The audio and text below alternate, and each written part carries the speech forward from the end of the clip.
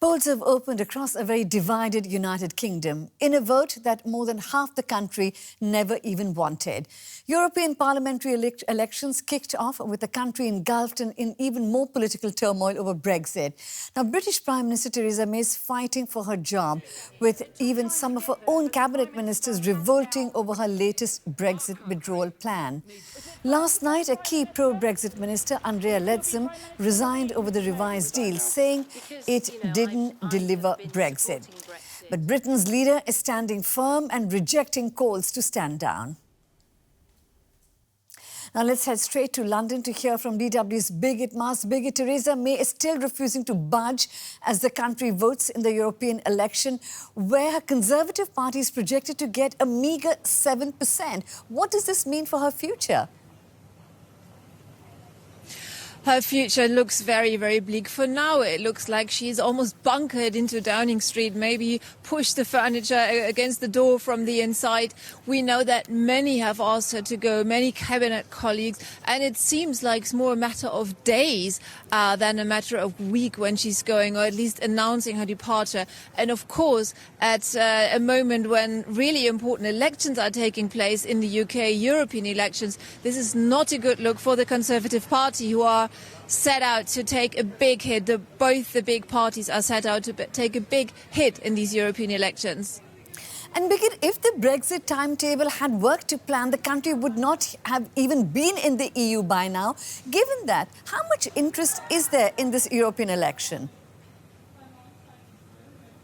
Well, this will be interesting to see. It could go either way. It could be that people are just coming here in droves and just expressing their opinion. It is really all about Brexit. Or that they say, well, I'm just too frustrated to just come. We've talked to the people here in this polling station where we are in central London, and they've said that for now it's more like a trickle, so not really huge amount of people storming the polling station to tell the politicians what they think. One party that we are pretty sure it's going to benefit from all this deadlock that we've seen over Brexit here in the UK is Nigel Farage's new party. It's called the Brexit Party. It's pretty much a one-man band, and Nigel Farage is promising the people that actually everything is much easier than the politicians in Westminster make out, who can't make up their mind the conditions that they want to leave. And he is saying, well, let's just leave, and the deal with the European Union is not very important. And his message is resonating with many voters. I've been to some of his rallies, and let's see what the mood is like there. He's back. Wherever Nigel Farage goes, he's welcomed like a star. Here in Wales, for example. His message? Theresa May has betrayed the country.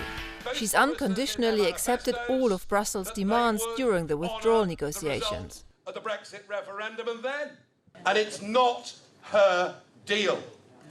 It's a document drafted by Monsieur Barnier, with Angela Merkel looking over his shoulder. Farage suggests Britain doesn't need a deal with Brussels. The main thing is to leave the EU. He doesn't mention that would probably cost jobs. I'm afraid that there is no chance of Brexit being delivered with our current two-party system and our current government, and we're going to have to fight for it again. But I believe we can do so.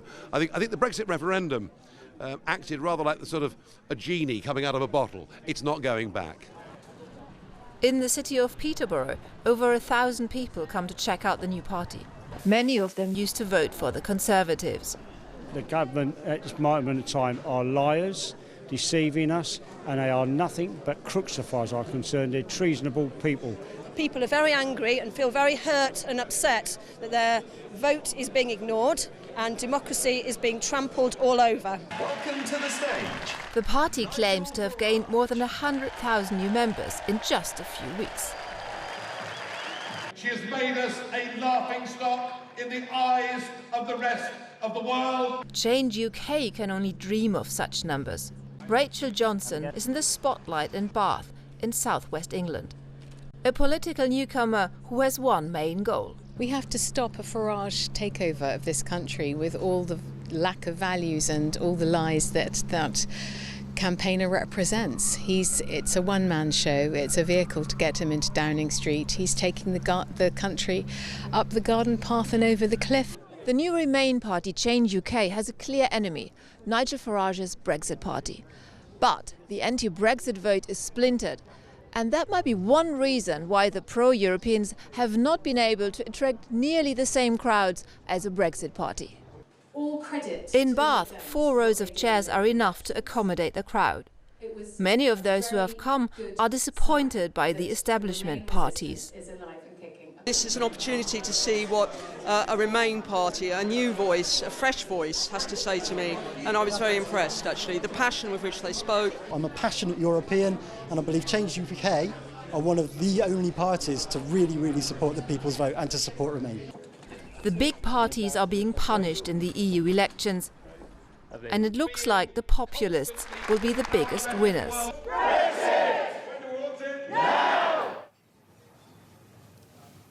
So yes, it looks like Nigel Farage's easy message is really resonating with voters. He makes it easy to leave the European Union, whereas Labour and the Conservative, the traditional bigger parties, recognise how difficult the actual process is, and the MPs in Parliament are really reluctant to leave without a deal, like Nigel Farage suggests.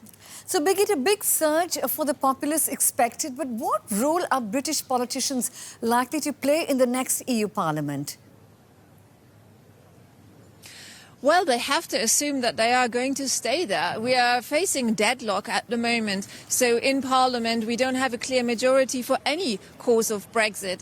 We know that the UK is set to leave the European Union at the end of October. So if they don't find a solution, then the UK would leave without any deal.